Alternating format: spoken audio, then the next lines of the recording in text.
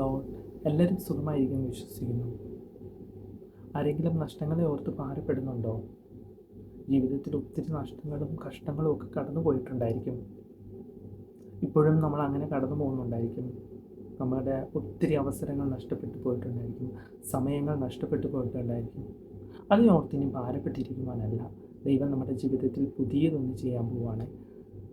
യശയ്യാപ്രവചന പുസ്തകത്തിൽ ഇപ്രകാരം പറയുന്നുണ്ട്: ഞാൻ നിനക്ക് വേണ്ടി പുതിയതൊന്ന് ചെയ്യാൻ പോവുക. അത് സംഭവിക്കുന്നതിന് മുമ്പ് ഞാൻ നിന്നെ അറിയിക്കാൻ പോവുക. മറ്റൊരു വാക്യത്തിൽ ഇപ്രകാരം പറയുന്നു: ഞാൻ നിന്നെ പുതിയതും പല്ലേറിയതും മൂർച്ചയുള്ളൊരു മെതിവണ്ടിയാക്കാൻ പോവുക, ചില കുന്നുകളെ പൊടിക്കാൻ വേണ്ടി. നമ്മുടെ ജീവിതത്തിൽ മുന്നിൽ ഒത്തിരി ഭാരമേറിയ പ്രതിസന്ധികളും പ്രശ്നങ്ങളും നഷ്ടങ്ങളും ഒക്കെ ഉള്ളപ്പോഴും ദൈവവചനം പറയുന്നത് പുതിയതൊന്നും ദൈവം നമ്മുടെ ജീവിതത്തിൽ ചെയ്യാൻ പോവുക. ഒരു പുതിയ അഭിഷേകം നമ്മുടെ ജീവിതത്തിൽ ദൈവം പകർന്നു തരാൻ പോവുക. പഴയ നിയമ പുസ്തകത്തിൽ ശൗൽ രാജാവിനെക്കുറിച്ച് എല്ലാവർക്കും അറിയാവുന്നതാണ്. തൻ്റെ അപ്പൻ്റെ കഴുതയെ കാണാതെ പോയപ്പോൾ ശൗൽ തേടി പുറപ്പെട്ടിറങ്ങിയപ്പോൾ വൃത്തിൻ്റെ വാക്ക് നിമിത്തം ശമൂവേലിൻ്റെ അടുത്തെത്തുന്നുണ്ട്. ഇവിടെ കഴുതയൊന്നും അല്ല പ്രശ്നമായിത്തീരുന്നത്. ശൗലിൻ്റെ മേൽ ദൈവം പുതിയൊരു അഭിഷേകത്തെ പകർന്നു തരാൻ പോവുക. ഇസ്രായേലിലെ ആദ്യത്തെ രാജാവായി ശൗലിനെ ദൈവം തിരഞ്ഞെടുക്കുവാനിടയായിത്തീർന്നു.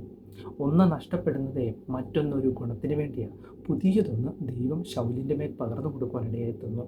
താൻ രാജാവായി താൻ പ്രവാചക ഗണത്തിൽ പോലും ഉണ്ടെന്ന് അറിയപ്പെടുന്നതെന്നും, അതുകൊണ്ട് ചില നഷ്ടങ്ങൾ നഷ്ടപ്പെട്ടു പോകുന്നതോ ചില ജീവിതത്തിൽ നമ്മുടെ കടന്നു വരുന്ന ഒന്നും ഓർത്ത് ഭാരപ്പെടേണ്ട.